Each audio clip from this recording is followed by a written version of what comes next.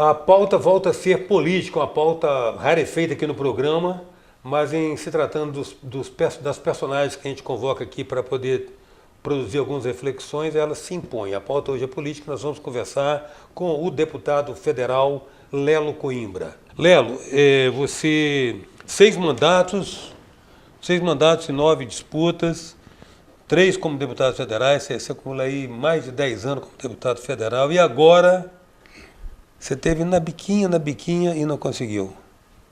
Quais foram os números? O que aconteceu? Não, acho que nós tivemos um problema. Primeiro, nós tínhamos uma possibilidade de aliança partidária e de eleição majoritária e proporcional com a presença do governador Paulo Artung, e que organizaria um eixo de disputa, aí reproduzindo a disputa do mandato anterior com o Renato Casagrande. Com a sua desistência, no começo de julho, o tempo para nós remontarmos este processo ficou muito complexo. E a grande maioria daquilo que seria dividido entre o entorno do Paulo Artung e o entorno do Renato, a grande maioria migrou para o entorno do Renato Casagrande.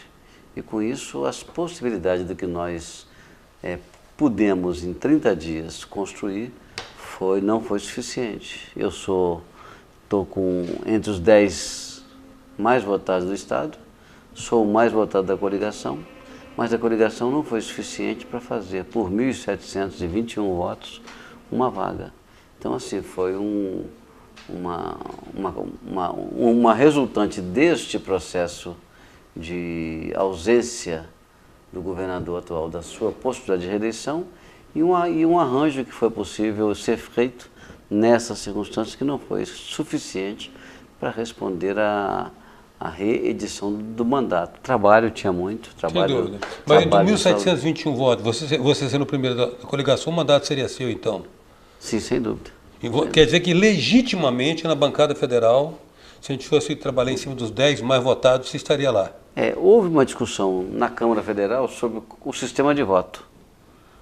Aí tinha lá o sistema de voto distrital misto, que é um voto que eu defendo. Eu acho que o distrital misto é mais barato, ele é mais coloquial na sua região. Reflete mais a intenção do eleitor. Reflete mais o desejo local. Uhum. E se você faz uma relação conteúdo-continente, quem está naquele ambiente vai votar em quem é daquele ambiente. Isso nunca conseguiu ser aprovado na Câmara, botamos em votação 3 vezes, nas 3 foi derrotado. E nesta última movimentação, o que se esperava, o que se disputou é o chamado voto distritão, onde o mais votado seria eleito, ou o voto no sistema proporcional, como é o que funciona no Brasil e que nessa eleição funcionou. Eu, pessoalmente, naquele momento, embora defensor do distrital misto, achava que o distritão era o que responderia às condições deste momento das eleições, mas não foi aprovado e permaneceu o voto proporcional. O que o voto proporcional traz de distorção e de pontos positivos? De distorção, você cada vez mais transfere para corporações. Então você tem uma corporação militar, você tem uma corporação portuária, você tem uma corporação de um tipo de situação, e eles passam a serem eleitos como uma expressão dos seus movimentos locais internos para a política. Ou há alguns casos em que minorias que precisam se expressar e não tem votos localizados, tem votos difusos, às vezes é importante. Você pega uma força política aí da esquerda, pega um PSOL, PCdoB, um movimento desse que tem um histórico de posições, né? E possam, assim, como é que eu vou ter acesso, por exemplo, o PCdoB não conseguiu a cláusula de barreira agora. Então, assim, são situações que dificultam a sua representação. Então, ele é um dos que formalmente contra a cláusula de barreira, que nesta eleição foi de 1,5% dos votos válidos em 9 estados, e que em 2022 serão 2% dos votos válidos em 9 estados. Neste caso agora, nós temos 35 partidos registrados, temos 29 que conseguiram montar representação na Câmara Federal, só que 14 não conseguiram atingir o coeficiente de 1,5%. Ao não atingirem, os seus parlamentares vão ter que migrar ou os seus partidos vão ter que fundir com outros para compor legendas que deem o número mínimo de parlamentares que possa fazê-los funcionar como partido. Mas a questão é que todas essas fusões, combinações, articulações e coligações, de uma certa maneira, elas estão lesando o desejo original do eleitor, né?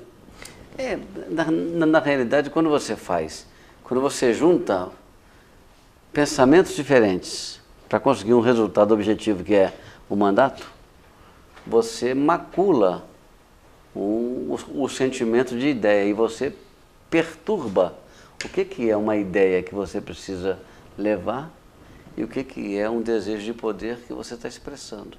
Então, assim, esse é um problema nesse momento.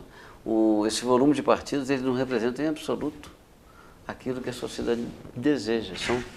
Os partidos perderam a sua capacidade, primeiro, de formar quadros, segundo, de poder expressar um projeto de poder conceitual. Nós vamos ver agora, nós saímos aí, o governo Temer foi um governo pós-impeachment. Aí ele assumiu uma bandeira que eu concordo com ela, que é a bandeira de reformas. Reforma da Previdência, reforma tributária, reforma de um conjunto de situações que são importantes. Foram feitas muitas coisas interessantes, a lei trabalhista, a terceirização. O governo novo que entra com o Bolsonaro, ele, pela conformação da estrutura do grupo econômico que está assumindo, ele mantém essa bandeira, a bandeira reformista. Pela estrutura política que está montada, ainda não está claro. Por exemplo, os seus parlamentares, que foram a segunda bancada mais votada, a primeira é a bancada do PT, a segunda é a bancada do PSL, e que nos 14 partidos que não atingiram legenda, o PSL deve puxar alguns e deverá ter mais parlamentares do que o PT, então poderá ser a primeira bancada aí a partir de fevereiro, março, tá certo? Uhum. E os outros partidos, todos estão entre 36 e 28 parlamentares. Os partidos chamados do centro. Sim. Tá certo? Então você tem aí uma estrutura de partidos que não representam um ideário partidário. Representam um jogo de correlação de forças, de poder e de ocupação de espaço. A presença hoje é do deputado federal Lelo Coimbra. A gente volta já.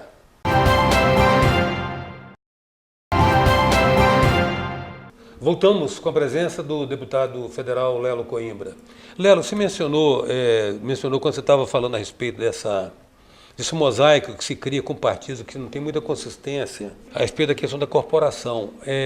Isso é perceptível para o homem público, igual você que é calejado, está lá em Brasília, conhece o mise-en-scène do poder, né? Porque não se trata apenas de ter legitimidade para chegar lá, tem todo um jogo, tem toda uma situação, tem todo um rito a ser julgado, inclusive de bastidores. Você percebe essa questão do corporativismo, como é que a sociedade brasileira ela é retalhada pelo corporativismo, ou seja, uma visão extremamente, que me parece míope, de que a soma das partes pode ser maior que o todo? O problema é que os corporativos, isso inclui o próprio parlamento, que acaba funcionando como uma corporação. Eles em causa própria, inclusive. Eles entendem, assim, eles fazem a manifestação. Se você pegar a área sindical, você pega um partido como o PT, por exemplo, você pega uma estrutura, se você pega profissionais da estrutura pública, eles falam que eles representam o interesse coletivo da sociedade. Aí quando você vai buscar a forma de organizar, ele fala, não, se você não me paga o auxílio moradia, se você não me dá as condições para eu funcionar, você governo, se você não faz isso, você está indo contra o interesse do conjunto da sociedade, porque eu represento o interesse coletivo da sociedade. Então essas coisas vão se confundindo e na realidade é o interesse corporativo que está se manifestando com grande influência do poder. Ela acessa, a sociedade não acessa o parlamentar, muito pouco.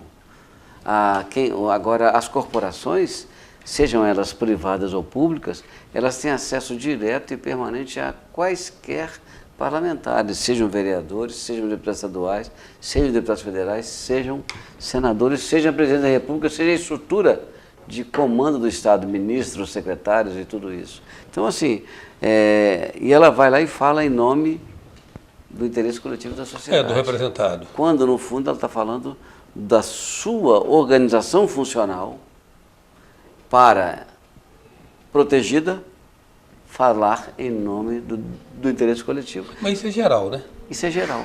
Mas isso é uma grande confusão, porque isso faz com o quê? Que essas corporações, cada vez mais, têm mais poder.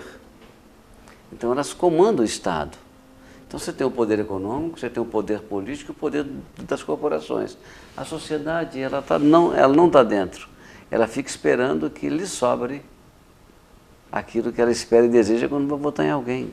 Ela não é agente, é paciente, né? Ela não é agente, ela é paciente. Ela é paciente. Então, assim, esse é um problema. As corporações hoje têm um grande problema no comando do Estado em todos os segmentos, o que você pensar, na área econômica, na área social.